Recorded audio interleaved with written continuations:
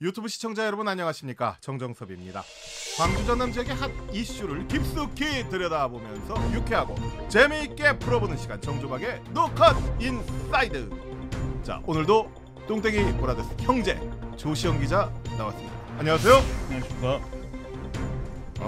이 구독자 여러분께 아무튼 인사는 꼬박 잘 하세요. 인사를 잘해야지 모든 걸 잘할 수 있어요. 그렇죠. 예. 예. 그 인사는 그 인사가 아닌가요? 예.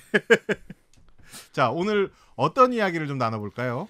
40년이 지나도 반성하지 않고 회고록을 통해 고 조부효 신부의 명예를 훼손한 혐의로 재판에 넘겨진 전두환 씨.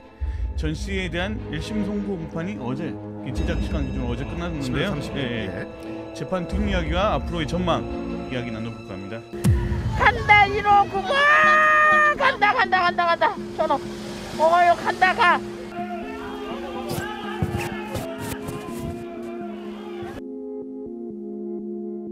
전두환 이야기하면 우선 열이 받아요. 제가 그 전두환을 좀 보내드리고 싶어서 네. 오늘 검정 옷을 입고 준비했어요. 예, 법정 최고형인 아무튼 그 우리가 쉽게 말하는 그게 사형이 내려지지 않아서 좀 위로 먼저 보내드리려고 미리 이렇게 준비를 해 왔습니다.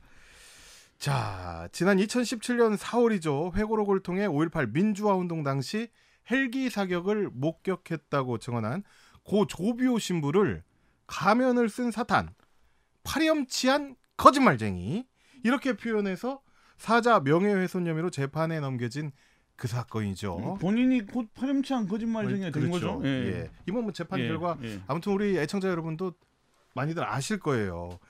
뭐 저도 구독자 여러분 관심이 다들 많으셨으니까 그렇죠. 징역 8개월에 집행유예 2년 맞죠? 예. 네. 일단 1심 재판부의 판단은 유죄인 거죠. 예. 광주지법 형사 8단도 김정훈 부장판사는 피고인 전두환에게 징역 8개월에 집행유예 2년을 선고했습니다. 재판부의 요지를 잠깐 소개시켜 드린다면, 피고인은 불행한 역사에 대해 가장 큰 책임을 져야 할 사람이다. 5.18 민주화 운동과 관련해 아무런 책임도 없다는 입장을 고수하고 있고, 그 연장선상에서 회고록도 출간해 비난 가능성이 크다고 양형 이유를 설명했습니다. 예. 뭐 대부분 이야기는 뭐 뉴스를 통해서 계속 방송이 됐으니까 많은 분들이 전해 들은 것 같고, 가장 궁금한 게 우리 조시영 기자는 직접 이 재판에 참관한 걸로 알고 있는데, 네, 운이 좋게도 방청석에서 직접 재판을 이제 지켜본 거죠. 예. 네. 재판정 분위기가 일단 좀 어땠습니까? 제일 기억 남는 게 판사가 선고 공판 마지막에 피고인에게 이제 한 말이었는데요. 좀 전달해 드린다면, 지금이라도 5.18에 가장 큰 책임 있는 피고인이 진심으로 사죄하길 바란다. 저희들이 하고 싶은 말이고, 구독자분들도 하고 싶은 말이고, 모든 국민들이 하고 싶은 말이 그런 말을 대신해서 좀 해줘가지고 참 고마웠는데, 왜 반성하지 않습니까? 죄가 많은데 왜 반성하지 않습니까?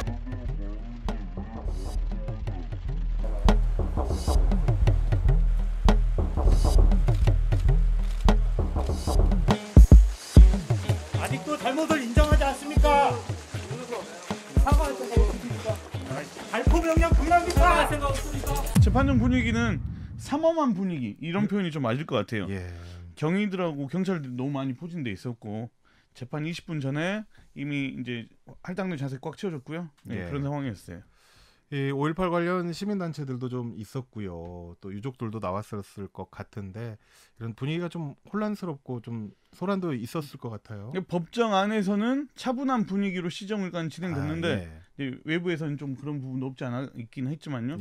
법정 안의 분위기로만 따진다면 단 한 분만 빼고 좀 재판에 집중을 했어요. 단 한 분은 그분? 네, 그렇죠. 29만 원밖에 없는 그분? 다들 재판에 집중하고 있는데, 전두환 씨만 재판 내내 유죄가 나오던 무죄가 나오던 관심이 없는 듯한 태도. 이건 제 느낌이 아니라 현장에 있었던 모든 사람들이 그렇게 이야기를 했어요. 기자들도 그렇고 뭐 시민단체 관계자 뭐 그 사람들 다 그런 이야기를 했어요. 한마디로 좀 양심이 없다. 양심이 있었으면 벌써 시민들에게 그렇죠. 사과했겠죠. 지난번에 법정에 출석했을 때 이런 이야기가 있었죠. 꾸벅꾸벅 졸기도 했었다. 혹시 이번에도? 이게 재판 시작 10분 만에 이제 졸기 시작하시더니 이게 한 20분쯤 돼가지고 숙면을 좀 취하시더라고요. 숙면까지 밥 잘 먹고. 그러니까 고령이고 광주 도착하셔가지고 직전에 이제 도시락 좀 드시니까 아무래도 그렇겠죠. 근데 이제 재판정 밖에서는 많은 시민들의 분노가 그대로 재판정안까지 전달됐어요. 예. 전두환 구속하라 그런 외침이 네. 들렸어요. 네, 내부까지 이제 들린 상황이었죠. 그런 상황에서도 그러니까 재판 결과에는 뭐 그냥 관심 없고 양심이 그냥 없다. 일단 밖에서 무슨 소리가 나니까 그때 좀 깨시는 것 같더라고요. 그렇군요. 깜짝 우리도 수업 시간에 선생님이 목소리 크게 하면 갑자기 이렇게 꾸벅꾸벅하다가 탁 일어나는 심 한번 닦고 아무 생각 없이 예. 아무튼 재판 결과에 대한 이야기로 다시 좀 돌아가서 유죄가 인정된 건 곧 이번 재판의 핵심 쟁점이 5.18 당시 헬기 사격이 실제 있었느냐. 그러니까 결국에 재판부가 5.18 당시 헬기 사격이 다수의 증거를 바탕으로 존재했다고 판단한 건데. 그렇죠. 이전 정조박 촬영 때도 이제 저희가 말씀드렸다시피 광주 소요 사태 분석 교훈집, 다수의 군문서, 증인들의 증언, 그걸 종합하면 고조표 신문과 목격한 바와 같이 5.18 당시 위협 사격 이상의 헬기 사격은 충분히 있었다. 이렇게 판단한 거죠. 예. 헬기 사격이 이제 있었다고 재판부가 판단을 한 것이고 고의로 명예를 훼손한 것이라고 결론을 내린 건데 왜 이게 최고형이 그때 우리가 지난번에 말했지만 그렇죠. 2년이었으니까 징역 2년. 검찰은 1년 6개월을 구형했었고. 그렇죠. 예. 집행유예형에 그친 이유는 뭐라고 보십니까? 헬기 사격은 인정됐지만 그동안의 명예훼손 사례들 판결들이 많이 있었으니까 그 형량을 좀 고려했다는 게 이제 재판부의 판단인데 중요한 건 또 회고록이 문제가 돼서 판매가 중단됐잖아요. 예, 그러면 허위 사실로 인한 피해 정도가 이제 좀 크지 않다고 이제 재판부는 좀 본 것 같고 재판부는 무엇보다 이 사건이 5.18 민주화운동 자체에 대한 판단이 아니고 허위 사실 적시로 피해받는 개인의 그런 법에 관한 죄라는 이유를 들었어요. 예. 하지만 그래도 뭐 우리가 성에 차진 않습니다. 분명. 그렇지만 이번 판결이 일단은 헬기 사격도 인정이 됐고 고 조비오 신부의 명예를 훼손했다라는 것도 인정을 받았으니까 좀 역사적으로 좀 상당한 의미가 있다. 예, 이런 생각이 드네요. 그렇죠. 그동안 전두환 씨 측은 헬기 사격은 없었다고 줄곧 주장해 왔는데요. 국가수, 국방부 특조위 이런 정보기관에 이어 사법부도 헬기 사격을 인정한 거잖아요. 그렇죠. 5.18 진상규명 작업이 탄력을 받을 것으로 보이는데요. 특히 무차별한 헬기 사격이 입증되면서 집단 자위권 차원에서 총기를 사용했다는 전두환 그 신군부의 논리가 이제 무너졌죠. 예. 거기에 가장 큰 의미가 있는 것 같습니다. 예. 이제 아무리 우겨도 거의 뭐 우리 국민과 사법부까지 이제 다 국민의 손을 아니 뭐 진실이 밝혀진 거죠. 이게 단초가 돼가지고 추후에 진상 규명에서 가해자 측 사람들이 입을 더 열 수 있다는 그런 것들이죠. 그렇군요. 그렇다면은 이번 재판 과정 앞으로 또 어떤 과정을 밟게 되나요? 1심 재판부가 헬기 사격 인정했고 명예훼손 고의성 인정했고 이제 검찰과 이제 피고인 양측 누가 항소할지 이제 그 여부 주목받고 있는데요. 검찰은 일단 판결문을 분석해서 항소 여부를 결정할 방침이라고 밝혔고 전두환 씨 측은 조만간 변호인을 통해 항소 여부를 밝힐 것으로 보이는데요. 제 생각에는 전 씨 측이 먼저 항소하겠다고 입장을 밝힐 것 같진 않아요. 왜 그럴까요? 일단은 항소심 가봤자 형이 낮춰질 것 같진 않고요. 또 전 씨가 유무죄에 대해서 별 관심이 없잖아요. 지금 계속 재판을 받는 것 자체를 원하지 않으니까. 다만 검찰이 먼저 항소를 해버릴 경우 이제 부색을 맞춰야 되잖아.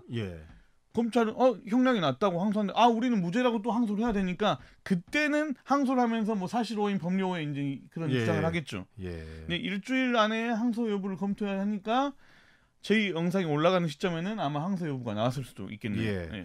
그나저나 1심 재판이 마무리될 때까지 상당한 좀 시간이 걸릴 것 같은데 취재하면서 뭐 좀 제일 어려웠던 거나 아쉬웠던 점이 있었다면요. 일단 2018년 5월에 기소됐으니까 이게 2년 하고도 한 절반? 2년 6개월 그동안 많이 흘러가 버렸어요. 그러면 광주 시민도 원하는 거 딱 하나였어요. 전두환 처벌 아니야. 진정한 사과. 그렇죠. 진심 어린 사과였죠. 최근에 노태우 전 대통령 가족들이 하는 걸 보면 저도 노태우 전 대통령이라고 써주잖아요. 지역 민심을 보면 그냥 알 수 있어요. 그래요. 저 같은 경우도 정말 싫어했거든요. 노태우 전두환 똑같은 사람 아닌가. 그런데 일단 가족들을 통해서도 사과를 하고 그런 모습을 보면 사람들의 마음은 조금 풀릴 수 있거든요. 과거에 대해서 반성하고 그럼요. 그로 인해 스트레스도 좀 받고 이런 부분들이 있으니까 한 분은 아파서 병상에 누워 계시는 거고 한 분은 그런 점이 전혀 없으니까 반성도 네. 뉘우치지 않고 오로지 지금 자기 잘났다고 사시니까 그런 거 같고 좀 안타깝습니다. 이게 광주에 3차례 왔는데 예. 한 차례도 사과를 하지 않는 거. 계속 사과 안 네. 했어요. 그게 가장 아쉬웠고.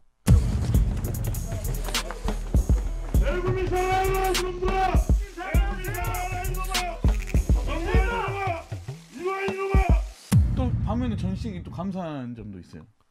뭘 또 그 양반한테 감사할 게 뭐가 있어요. 그래도 예. 헬기 사격의 존재를 다시금 이렇게 확인시켜줬잖아요. 본인이 회고록에서 그렇게 언급을 하지 않았다면 또 그냥, 그렇죠. 지나가 버릴 수도 그냥 있었는데. 넘어갔을 텐데.